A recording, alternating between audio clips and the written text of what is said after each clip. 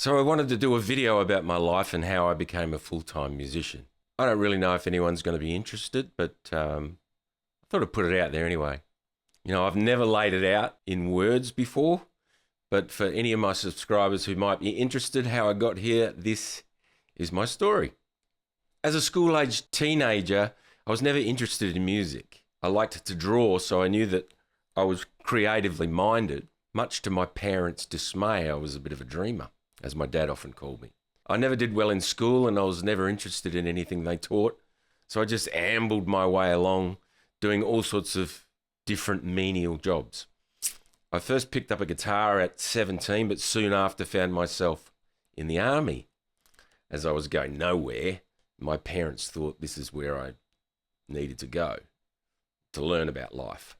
In hindsight, the basic training was a good experience, but for me, I realised pretty soon that it didn't really interest me, so a few months later, I was back home in my small town looking for work.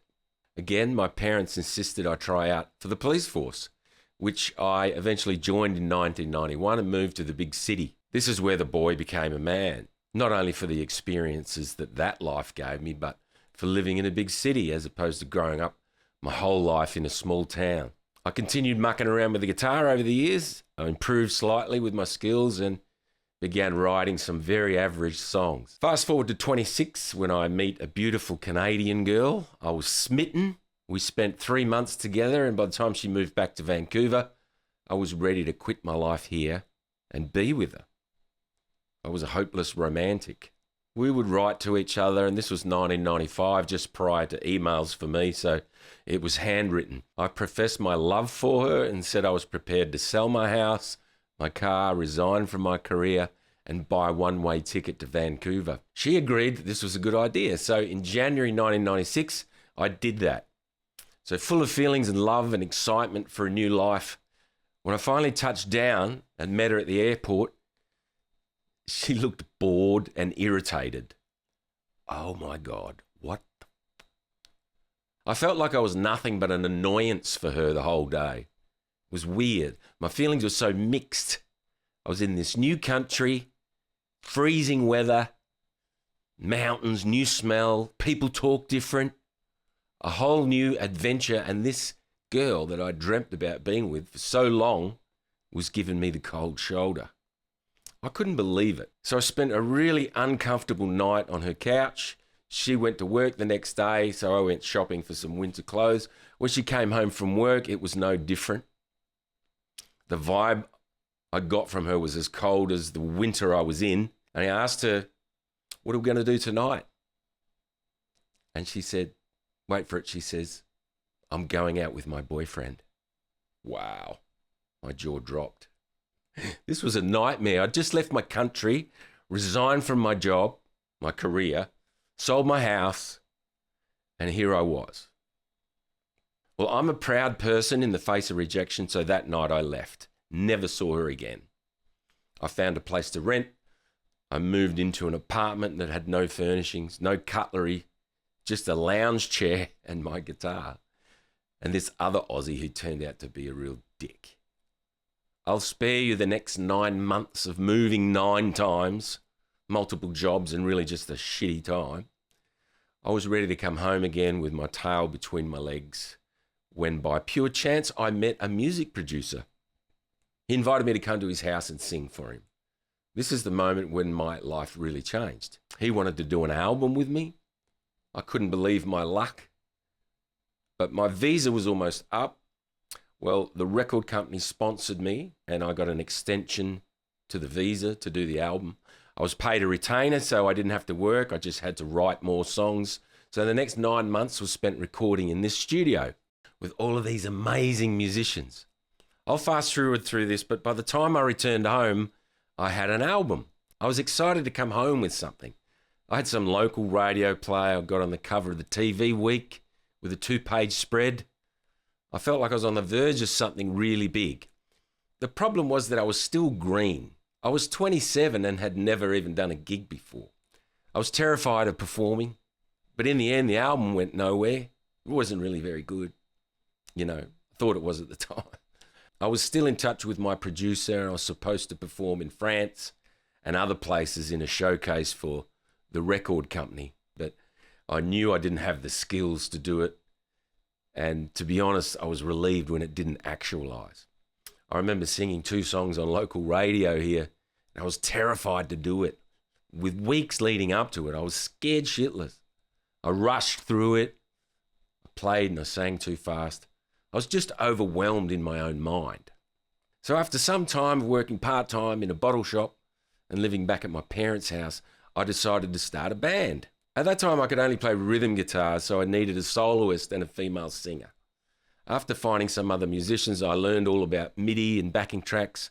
I delved into that world, and after many months, we had an act. I took it to some agents with posters and a demo CD. We started getting gigs.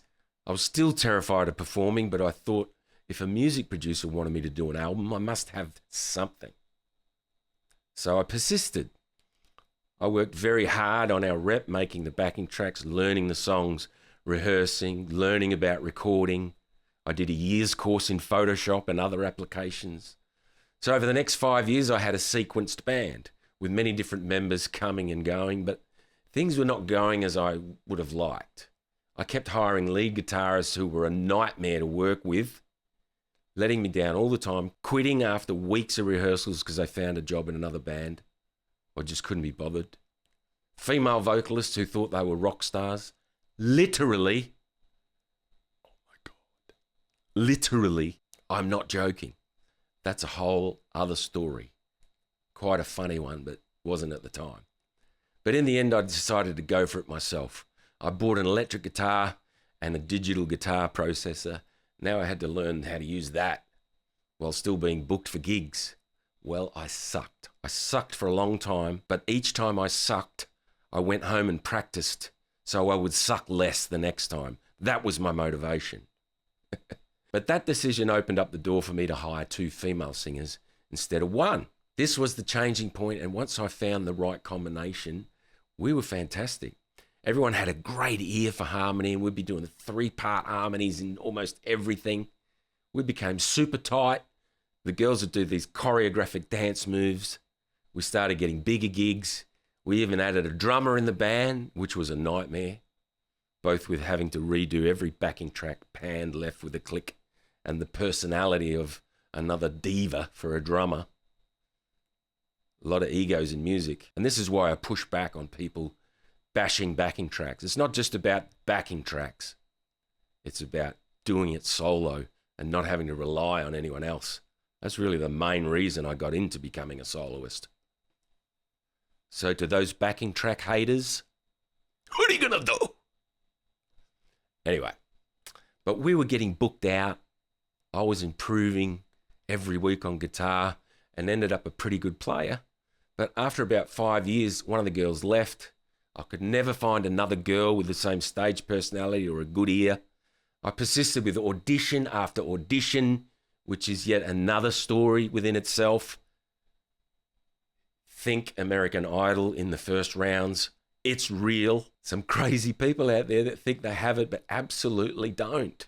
It baffles me, really.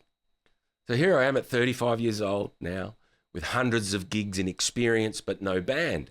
I find myself back living in my parents' shed. What a loser I felt. Well, after much consideration, I thought, well, why can't I do this myself? Every time I rely on others, I get let down. So I had to reinvent things. I spent months learning new songs for a solo act. I recorded a solo demo in that shed, often having to retake recordings because of honky nuts that were falling on the tin roof. I'd be in the middle of nailing a vocal and ping! I'd be like, damn it! Another one! Another honky nut! But after months and months of work, I finally had enough songs for a solo act. I'd made a demo, I did a photo shoot, and I made up promo material with the skills that I'd learned from Photoshop to give to my agent.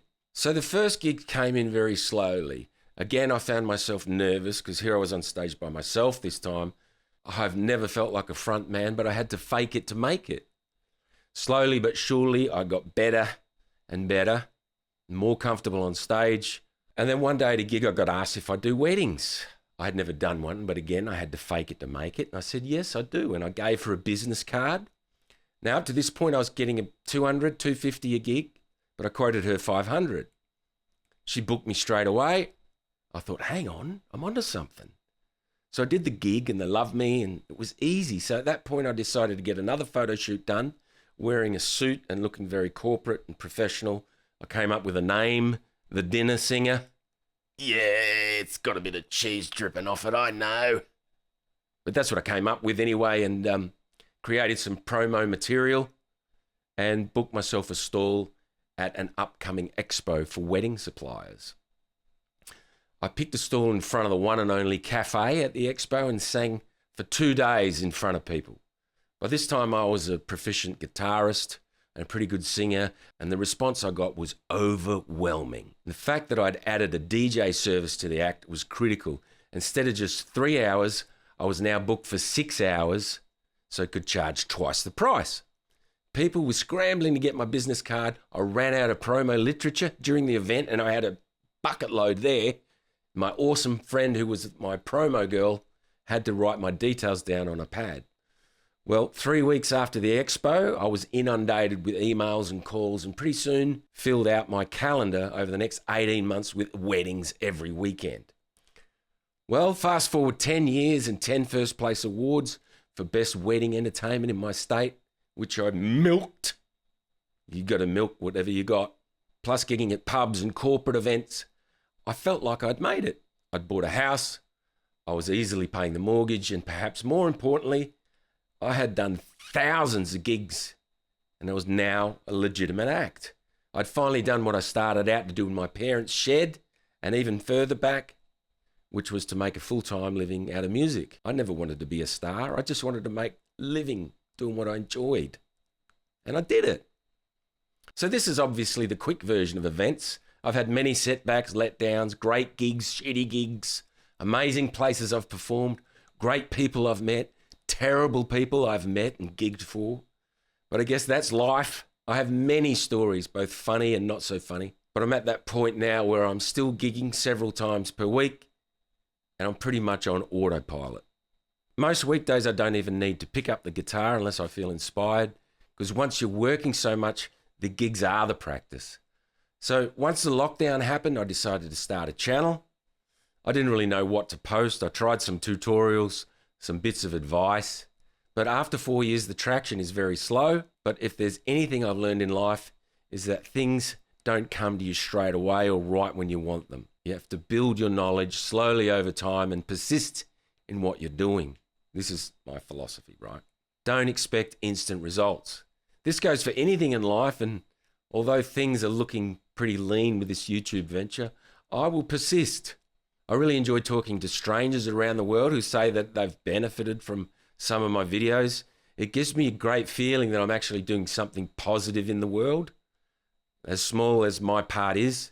I won't sugarcoat it. We all need to make a living, and my goal is to retire from doing gigs and create an income from doing this and sharing my experiences and knowledge to those who may just be embarking on their musical journey. I feel I can reach more people this way, and with all the morally degenerate ways some people are reaping the benefits of YouTube, I hope to be one of those who is contributing to a positive culture in this world, not the other way around.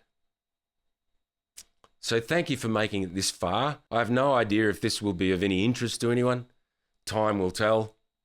If any of you have any similar stories or you want to share your path, please feel free to comment. And with that said, keep improving, stay confident, and I'll see you in the next one.